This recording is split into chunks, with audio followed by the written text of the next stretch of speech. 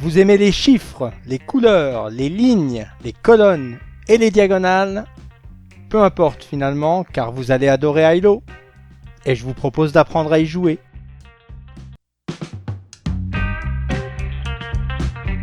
Hilo est un jeu pour 2 à 6 joueurs à partir de 8 ans pour des parties de 20 minutes environ.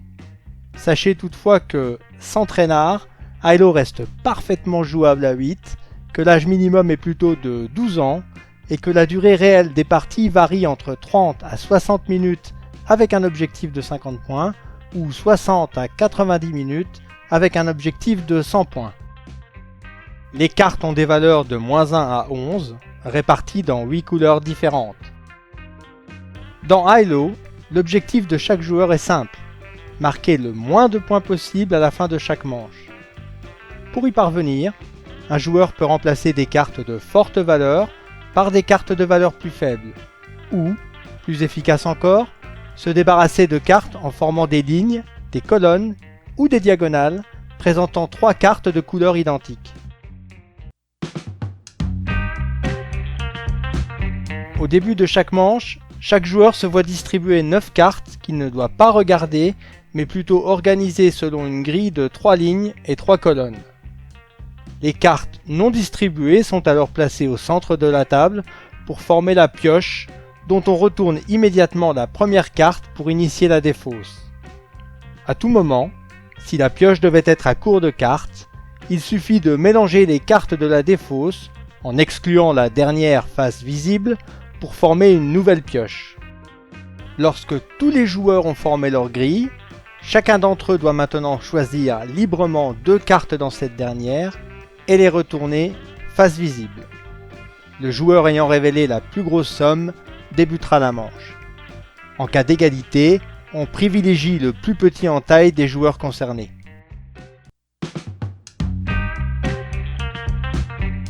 Durant son tour, un joueur ne peut pas passer et dispose de 2 options. Option 1, le joueur peut prendre la première carte de la pioche, la regarder et décider s'il souhaite l'utiliser pour remplacer n'importe quelle carte de sa grille ou s'il préfère la défausser. S'il choisit de conserver la carte piochée, il sélectionne une carte face visible ou cachée de sa grille et la place face visible sur la défausse avant de poser à sa place et face visible la carte piochée qu'il a en main. Si au contraire il décide de se débarrasser de la carte piochée, il la place face visible sur la défausse, mais il doit maintenant impérativement révéler une carte encore face cachée de sa grille. Il est important de noter qu'un joueur n'est pas autorisé à révéler une carte de sa grille avant de prendre la décision de la remplacer ou non par la carte piochée. Afin d'éviter une telle situation, le joueur doit toujours commencer par défausser soit la carte piochée, soit une carte de sa grille. Option 2, le joueur peut prendre la première carte face visible de la défausse, mais ce faisant, il doit maintenant impérativement l'utiliser pour remplacer n'importe quelle carte de sa grille. Il sélectionne alors une carte face visible ou cachée de sa grille et la place face visible sur la défausse avant de poser à sa place et face visible la carte piochée qu'il a en main.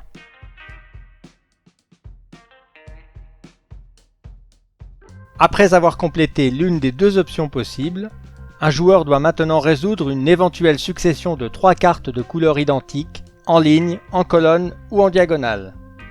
Dans une telle situation, les cartes concernées sont retirées de la grille pour être placées sur la défausse, en prenant soin de positionner celle avec la plus faible valeur au sommet de la défausse.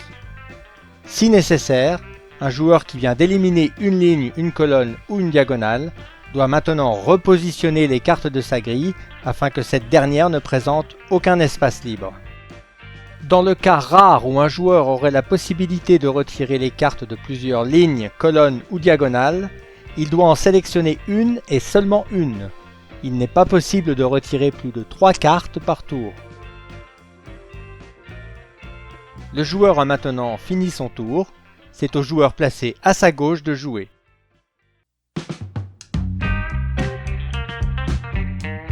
Lorsqu'à la fin de son tour, un joueur a toutes les cartes de sa grille face visible ou que sa grille est vide, tous les autres joueurs jouent un dernier tour avant que la manche ne se termine.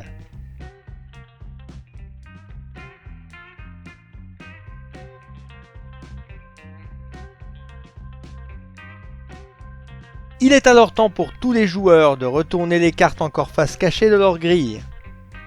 Durant cette phase, si d'éventuelles lignes, colonnes et diagonales de 3 couleurs identiques apparaissent, elles devront être traitées comme lors d'un tour de jeu, mais toujours une à la fois afin d'éviter qu'une carte soit utilisée plusieurs fois. Chaque joueur annonce maintenant la somme des valeurs de cartes encore présentes dans sa grille. Attention, le joueur ayant déclenché le dernier tour voit ses points doublés pour cette manche si sa somme n'est pas strictement inférieure à celle de n'importe quel autre joueur. Il ne reste plus qu'à reporter les points marqués sur le total respectif de chaque joueur avant de démarrer une nouvelle manche.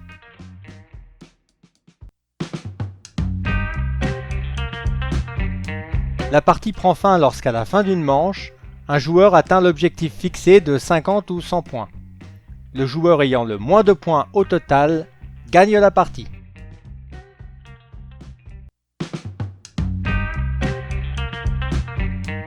Il peut être tentant de systématiquement remplacer des cartes de valeur forte par des cartes de valeur plus faible, mais n'allez pas jusqu'à compromettre d'éventuelles options de ligne, colonne ou diagonale, notamment en début de manche lorsque vous aurez encore plusieurs tours pour corriger le tir. Ne craignez pas non plus de déclencher le dernier tour si vous savez que votre somme de points ne sera pas supérieure à 5, car même si vous deviez doubler vos points, les conséquences seront bénignes et vous laisserez moins de tours aux autres joueurs pour diminuer leur somme.